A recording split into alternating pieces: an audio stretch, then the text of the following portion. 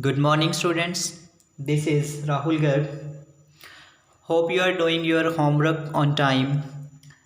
And student, we have discussed our exercise 1.2, and today we will discuss operations on rational and irrational numbers. So write down operations on rational numbers. Operations on rational numbers.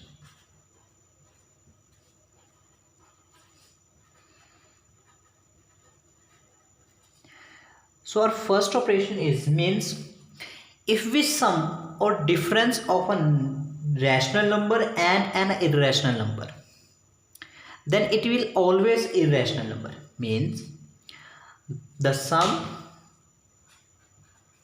and difference of a rational and an irrational number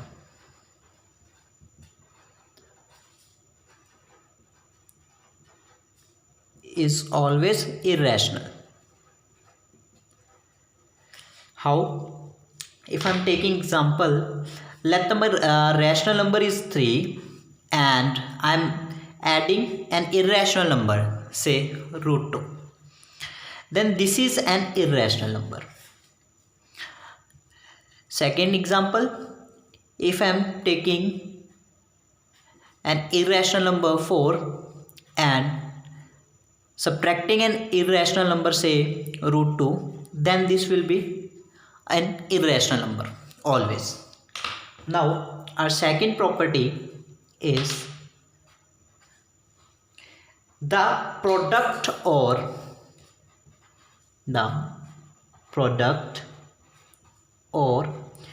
quotient of a non-zero rational number with an irrational number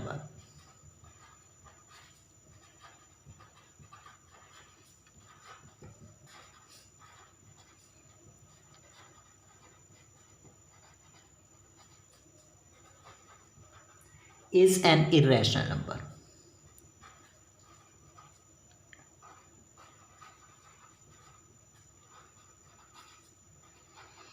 Means if we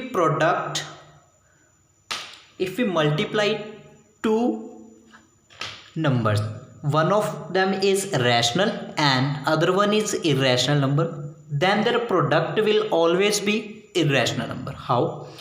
Take an example of irrational number root 3 and multiply that number with an rational number, say 2. Then it will become 2 root 3, which is a irrational number. Similarly for division. Now our third property is if we add, subtract, multiply, divide,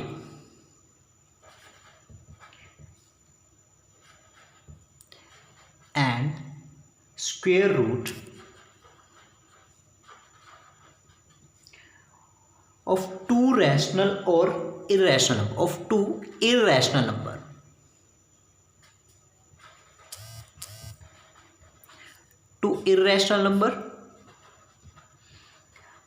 then the result may be rational or irrational.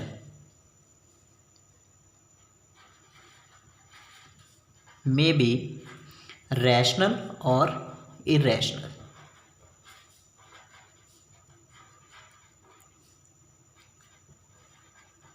How? Take an example.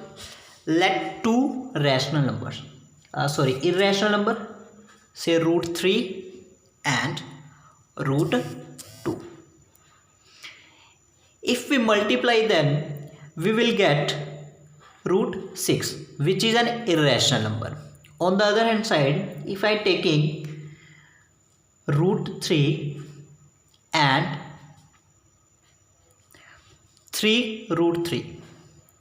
Both are irrational number, but if we multiply them, then we will get 9, which is a rational number. So it may be rational or irrational. This is rational and this is irrational. So we say it may be rational or irrational. Same for add and subtract, multiply, divide. Now we will discuss the identities relating to square roots. So identities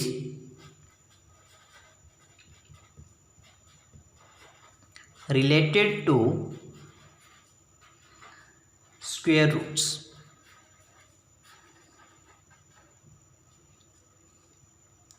So our first identity is root AB equals root A into root B. Means if you are given two numbers, say root 3 and root 5, then it means root A multiplied by root B equals root A into B, means 3 into 5 equals root 15. This is our first property. Now for second identity, it says that A divided by B whole root equals root A divided by root B. Means if I am letting root 6 divided by root 2, then it means it is equals 6 divided by 2 and equals root 3. This is our second identity. Now move on to our third property. This property, you already know about this property. Our third property is root A plus root B multiply by root A minus root B equals A minus B. This is nothing. This is A plus B into A minus B, which says that this is equals A square minus B square. Here A square is A and B square is root B square is B and root A square is root A.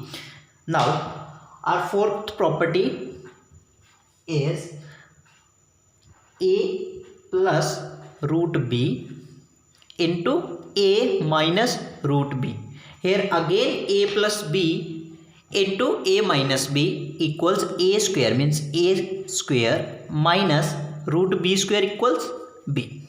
And our fifth property is root A plus root B into root C plus root D. Now if I multiply root A into root C, this will become root AC, and root A multiplied with root D becomes root AD. Similarly root BC plus root BD.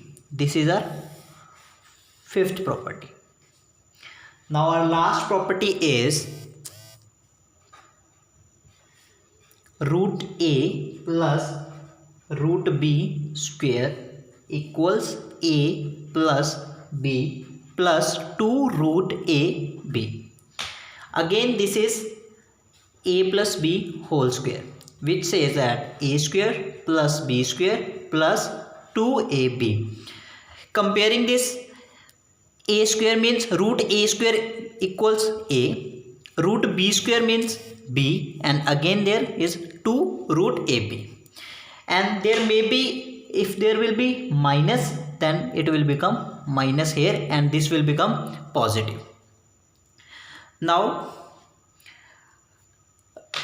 solve the question. If I am writing here root 5 plus root 3 into root 5 minus root 3, then according to our third property, this will becomes A minus b equals 2. How? This is root a plus root b into root a minus root b. Here this is property root a plus root b, root a minus root b equals a minus b, and a is 5 and b is 3, and 5 minus 3 equals 2. And in this exercise you have to do all these kinds of simple questions. Thank you, students.